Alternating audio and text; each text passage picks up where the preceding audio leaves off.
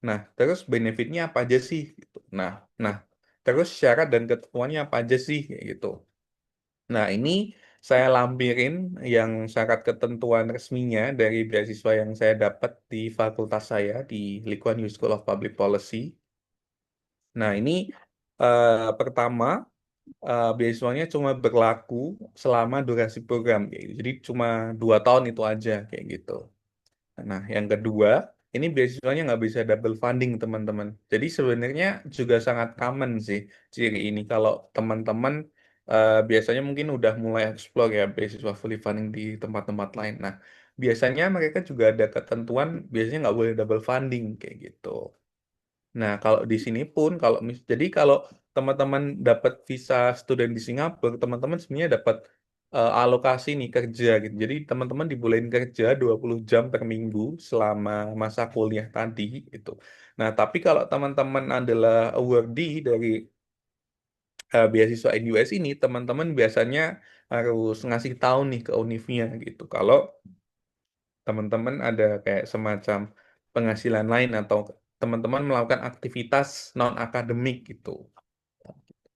Nah, yang ketiga, nah ini juga sebenarnya cukup cukup eh, cukup challenge ya karena teman-teman harus maintain GPA atau IPK per semesternya itu minimal 3,5 dari 5 kumulatif gitu. Nah, mungkin di sini angkanya kelihatan agak jauh ya, 3,5 ke 5 itu kan sebenarnya ya setengah lebih dikit lah. Itu apa susahnya gitu.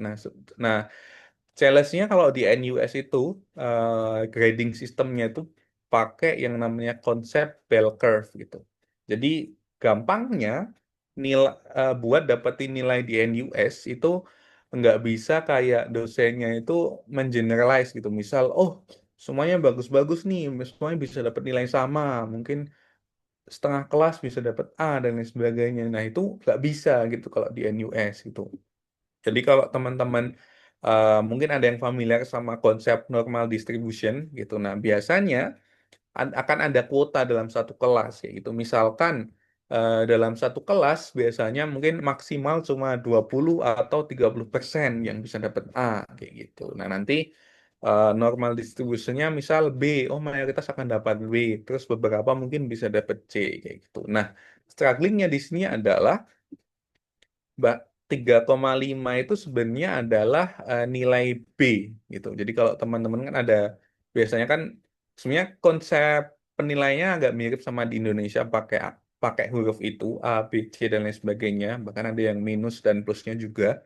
Nah, cuma kalau di sini 3,5 dari 5 itu sebenarnya cuma B gitu. Jadi teman-teman kalau misal ada 4 mata kuliah gitu dan teman-teman dari 4 itu ternyata B minusnya ada berdua, duanya B gitu ya. Berarti teman-teman gagal gitu untuk maintain minimum IPK ini kayak gitu. Karena B minus itu sebenarnya cuma 3 teman-teman, 3 dari 5 kayak gitu. Jadi eh, akan ada penyesuaian teman-teman di sini nanti kayak gitu. Tapi selama teman-teman sebenarnya bisa eh, tetap bisa mengusahakan semaksimal mungkin, sebenarnya ini angka ini sebenarnya sangat-sangat possible kayak gitu. Bahkan lebih dari ini juga sangat possible kayak gitu teman-teman.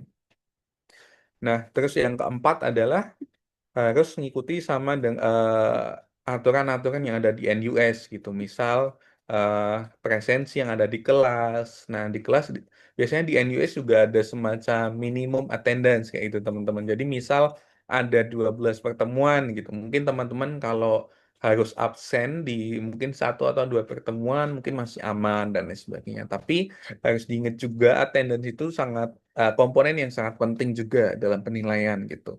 Biasanya di tiap-tiap mata kuliah, profesor juga akan menjelaskan di silabusnya berapa persen pentingnya attendance ini gitu. Ada yang mungkin cuma 10%, ada yang mungkin lebih dari 10%. Nah, ini kan sudah termasuk tinggi ya, teman-teman begitu. Dan active participation ini juga sangat-sangat dinilai kalau di NUS gitu. Bahkan ketika nanti teman-teman mungkin nilai ada ujian gitu, nilainya mirip-mirip gitu. Mungkin nilainya sama kebanyakan. Oh, tapi terus yang membedakan biasanya adalah active participation ini tadi gitu. Jadi biasanya dosen ataupun asisten dosennya mereka akan benar-benar mencatat itu, menandai nama teman-teman gitu. Kalau teman-teman ini aktif gitu di kelas. Nah, ini yang akan membedakan teman-teman gitu. Nah, selanjutnya adalah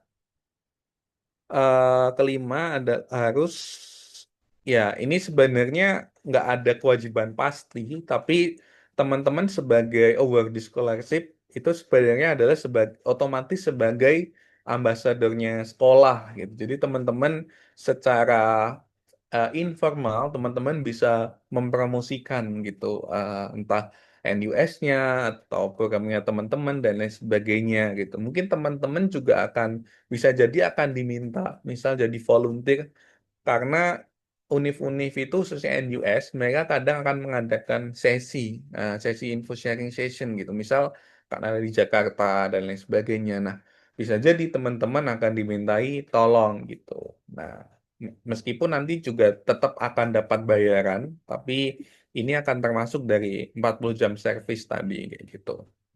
Nah, selanjutnya yang keenam adalah, nah kalau teman-teman udah dapat scholarship, udah mulai kuliah, nah tiba-tiba teman-teman entah ada keputusan apapun, tiba-tiba mau withdraw atau mengundurkan diri dari sekolah, teman-teman harus melakukan refund gitu ya teman-teman, karena biasanya student bill atau biaya uang semester itu akan dibayarkan scholarship ke univnya itu biasanya memang sebelum perkuliahan dimulai gitu. Jadi bahkan ketika teman-teman mungkin baru seminggu kuliah, itu sebenarnya uang semester fullnya itu sebenarnya udah full dibayar gitu teman-teman gitu. Jadi makanya mereka mengharuskan teman-teman nanti kalau misal mau withdraw dan lain sebagainya atau mau terminate di tengah-tengah itu harus refund.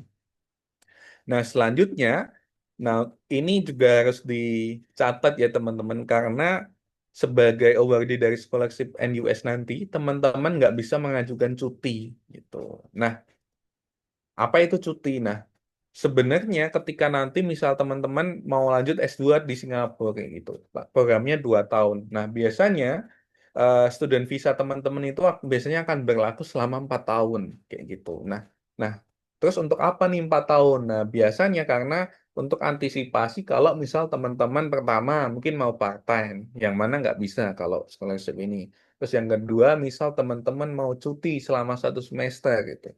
Ini juga banyak bisa bisa teman-teman banyak temui juga di Indonesia yang biasanya membolehkan juga untuk cuti. Nah, tapi kalau teman-teman adalah NUS Scholarship Award ini, teman-teman nggak bisa mengajukan cuti kayak gitu.